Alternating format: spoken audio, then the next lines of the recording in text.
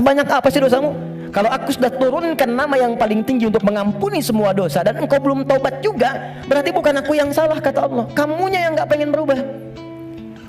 Jadi teman-teman, mohon maaf ya, justru nama-nama ini menunjukkan kepada kita Allah membuka jalan, peluang pada setiap orang untuk berubah jadi baik.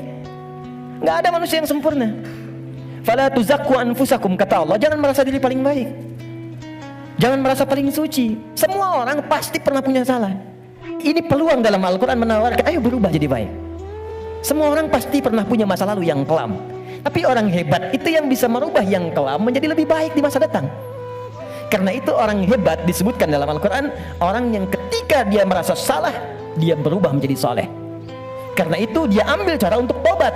Karena itulah Nabi memberikan isyarat, Allah sangat mencintai pelaku maksiat yang tulus bertobat dibandingkan orang soleh yang tidak pernah merasa salah. Catat itu. Di peluang jadi baik untuk semua. Di teman-teman pun kalau ada yang ingin ta'lim, jangan dilihat siapa dia. Oh dia ini, dia itu. Mungkin bergabung, barangkali dia lebih soleh dari orang yang pernah datang sebelumnya. Datang, rangkul, doakan. Insya Allah jadi baik. Dosa apa yang terjadi pertama kali pada orang yang baru selesai sholat? Kata para ulama, jangan berpikir yang besar-besar dulu. Mungkin dosa besarnya yang pertama kali terjadi pasca sholat, dosa yang harus ditutup dengan istighfar itu, dosa kurang khusyuk dalam sholat.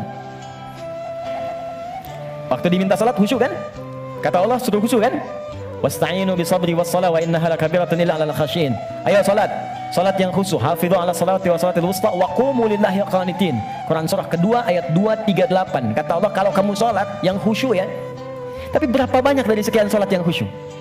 Bahkan baru takbir sudah kurang khusyuk.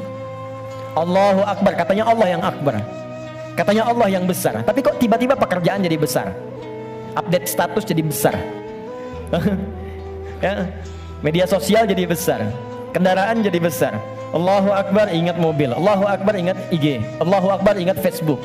Berarti kan sudah keluar dari konten kehusyuan, kan? Nah, kita bisa tutupi. Jadi yang kurang-kurang dalam salat itu, salah satunya diampuni oleh Allah kekurangan itu dengan istighfar. Jadi istighfar yang pertama kita lakukan bisa menutup kekurangan-kekurangan dalam salat yang kita kerjakan. Yang tadi, yang singkat, itu bacaan standar. Astagfirullah, astagfirullah, astagfirullah. Itu standar. Standar kita baca untuk menutupi kekurangan dalam sholat. Tapi kalau kita ingin memohon kepada Allah dengan istighfar itu real, nyata, menggugurkan dosa yang kita kerjakan, maka coba oleh antum diingat dulu, punya jenis dosa apa yang kita kerjakan dalam kehidupan. Contoh, mata fungsinya apa? Mata itu untuk kita bukan melihat, tapi melihat yang baik-baik. Ingat, melihat yang baik-baik. Teruskan kalimatnya. Kalau melihat saja, semua dilihat. Tapi ketika Anda ikutkan melihat yang baik, berarti ada yang boleh dilihat, ada yang tak boleh dilihat. Yang baik itu yang dilihat. Ketika mata melihat yang tak baik, berarti salah. Kalau salah, berpeluang dosa. Saya khawatir nggak bisa berjumpa ini suatu saat nanti. Dan saya nggak tahu saya pun di mana. Tapi karena saya sayang pada Anda, saya sampaikan kalimat ini. Kalau dipandang saya nggak boleh, apalagi dilakukan, maka jangan jadi pelakunya. Melihat aurat orang saja yang tampaknya nampak, nggak boleh dilihat, terus Anda jadi pelakunya, jadi bintangnya gitu. Maka berapa banyak dosa Anda kumpulkan dari situ. Maka untuk menutup itu ada zikir standar yang kalau dibacakan kita memohon kepada Allah, lisan yang salah tempat, mata yang salah tempat, telinga yang salah fungsi bisa ditutup oleh Allah dosa-dosanya. Salah menempatkan sesuatu disebut dengan zalim namanya. Zalim itu keliru menempatkan sesuatu bukan pada tempatnya. Gelas untuk minum, gayung untuk mandi. Ada orang mandi pakai gelas, minum pakai gayung. Zalim. Mata melihat yang baik, ketika dipakai melihat yang tak baik, zalim namanya. Maka ada zikir untuk menutup perbuatan zalim dan minta rahmat kepada Allah untuk mengampuni dosa-dosa yang tertuang dalam perbuatan zalim itu. Rabbana zalamna anfusana wa illam taghfir lana wa tarhamna lanakunanna minal khasirin. Quran surah ke-7 ayat 23. Orang itu kan apa yang diberitakan pasti itu yang dilihat. Jadi kalau Anda membuat tayangan bagus punya dilihat juga. Jadi kalau bisa bikin yang soleh, kenapa membuat yang salah? Kalau bisa membuat yang baik, teman-teman nih ya, misal Anda nih ikut project bekerja di situ. Jadi kalau Anda semuanya kompak kerjakan yang baik, ya kan ikut kok semuanya. Siapa mau mainkan yang buruk-buruk? Jadi kalau kita bisa mengerjakan yang mulia, kenapa harus mencari sesuatu yang tidak baik? Setiap kita akan yakin akan meninggal. Pasti akan wafat. Pasti. Dan kita yakin suatu saat kita akan disolat, kita akan pulang.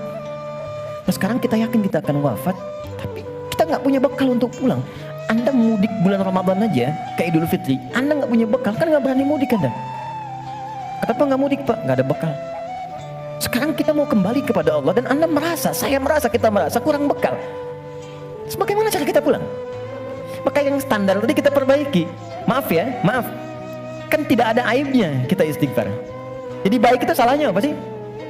Mata kan sama-sama melihat juga, telinga sama dengar juga. Jadi kalau kita bisa mendengar yang baik, kenapa harus mengerjakan yang tidak baik? Maka kita koreksi, kita bacakan Rabbana zalamna anfus. Ya Allah, kami selama ini salah. Anfus itu diri. Saya salah menempatkan tubuh saya. Saya mengakui mata saya salah lihat. Saya mengakui telinga saya salah dengar. Sampai ke kaki saya, ya Allah, saya mengakui itu semua. Wa illam taghfir lana, dan saya mohon ya Allah, kalau Kau nggak ampuni dosa aku ini saat ini, wa tarhamna, nggak rahmati aku, nggak sayangi aku dengan ampunanmu, lanakunanna minal khasirin. Aku takut kalau pulang aku rugi. Aku takut kalau wafat sekarang terus aku masih banyak. Ada zikir, istighfar yang terkait dengan kurang sabarnya saat mendapati ujian. Sampai Anda berkata, ya Allah, kenapa mesti saya? Ya Allah, saya kan pengen hijrah, kenapa banyak masalah? Ya Allah, kenapa pekerjaan saya nggak pernah sukses? Ya Allah, kenapa rumah tangga saya jadi begini? Saya kan pengen berubah. Itu pernah terjadi di masa Nabi Yunus alaihissalam. Nabi Yunus Dzannun pernah diuji oleh Allah. Jadi Anda bayangkan, Nabi aja yang jelas surganya itu diuji. Masa kita yang belum jelas surganya nggak pengen ujian? Wa dzannuni idh dhahaba mughadiba wa dhanna an lan naqdira alaihi. Dan aku perkenalkan, kata Allah, aku buka kisah Dzannun, Yunus alaihissalam. Ya, aku tugaskan. Jadi Yunus punya tugas alaihissalam berdinas di bumi sebagai rasul. Tantangannya nggak mudah. Maaf ya, ada yang kemudian mencela, ada yang menghina, ada yang menghujat, sampai naik ke kapal, sampai dilempar ke laut, sampai ditelan ikan paus.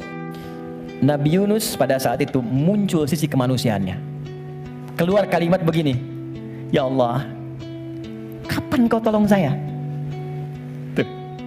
Idzaba mughadiba fa dhanna an lan naqdir alaihi. Dia kira kami enggak akan tolong. Dia berkata, ya Allah, kapan tolong saya? Kemanusiaannya. Cuman karena beliau nabi dan rasul, punya sifat ma'sum, maka diturunkanlah bimbingan oleh Allah untuk menjaga beliau supaya terbebas dari kesalahan. Dijaga. Itu sifat ma'sum dari nabi dan rasul.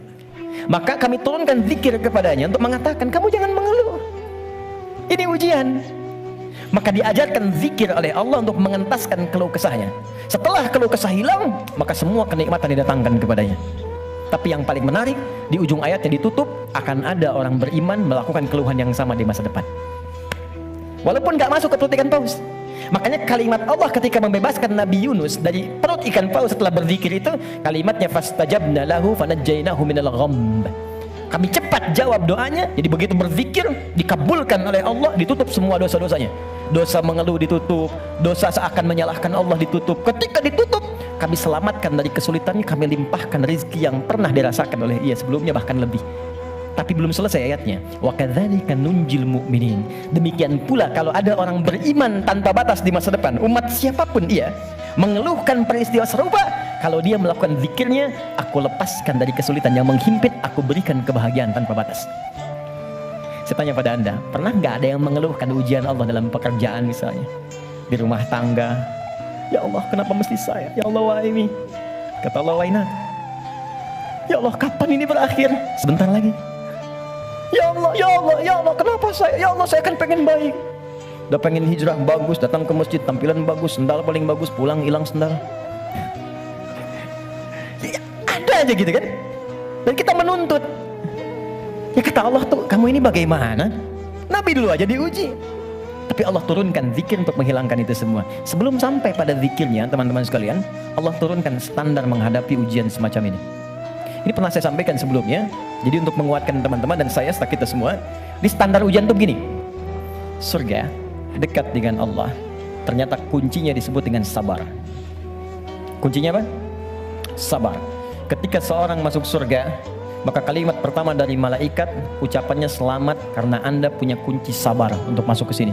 Itu di Quran surah ke-13 ayat 24. Salamun alaikum bima sabartum fa ni'ma uqbaddar. Selamat Anda sabar Karena punya sabar, Anda bisa menikmati segala kenikmatan yang telah dipaparkan di surga ini. Yang ingin dekat dengan Allah, ternyata kuncinya pun serupa, sabar. Dalilnya Quran, surah kedua, ayat 153. Innallaha ma'as sabirin. Allah bersama orang-orang sabar. Di saya membuat persamaan begini, surga sama dengan dekat dengan Allah, sama dengan sabar. Sekarang, persamaan sabar dalam Al-Quran, sabar bersanding lurus dengan ujian. Dalilnya Quran, surah kedua, ayat 155, paling kiri sebelah atas. Wala nabluwannakum bisyai. Kami akan uji siapapun yang hidup. Jadi sepanjang hidup pasti akan mengalami ujian. Kalau persamaan berikutnya, ujian sama dengan hidup. Jadi kalau kita baca persamaan secara terbalik, orang hidup pasti mendapat ujian. Persamaan terbaliknya, orang yang tidak ingin dapat ujian sama dengan tidak ingin hidup. Jadi setiap orang hidup pasti diuji. Kalau nggak hidup, baru nggak dapat ujian. Sepanjang hidup itu pasti ada masalah. Anda berpikir nggak pengen punya masalah pun itu sebetulnya masalah.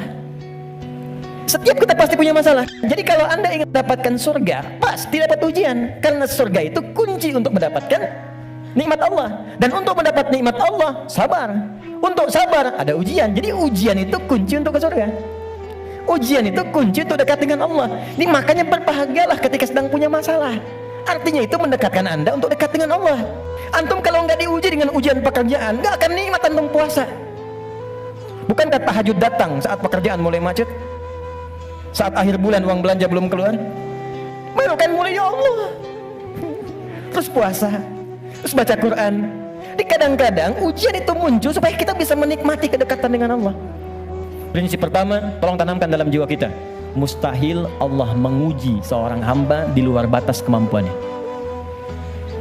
Kalau kita bahasakan ini ke dalam bahasa psikologi, itu akan menenangkan jiwa kita.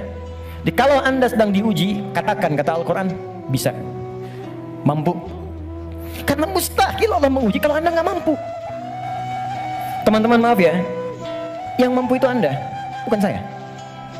Jadi ketika Anda punya masalah sebesar apapun sekarang, Anda mampu, saya tidak. Karena itu Anda yang diuji, bukan saya. Allah menilai Anda mampu. Kenapa Anda pesimis? Allah menciptakan kita mengatakan Anda mampu. Kenapa kita yang diciptakan pesimis? Nikmati saja, katakan pasti bisa. Kedua, rumus kedua, Quran surah kedua Al-Baqarah di pertengahan ayat. Ya, yuridullahu bikumul yusra wala yuridu bikumul usra. Paling gampang al-insyirah, inna ma'al usri. Itu secara psikologis itu akan menguatkan kita. Dikata Allah, kalau engkau sedang punya masalah, katakan pada dirimu, pasti mudah, pasti ada solusinya. Kalau diri kita begitu, itu akan ringan menghadapinya.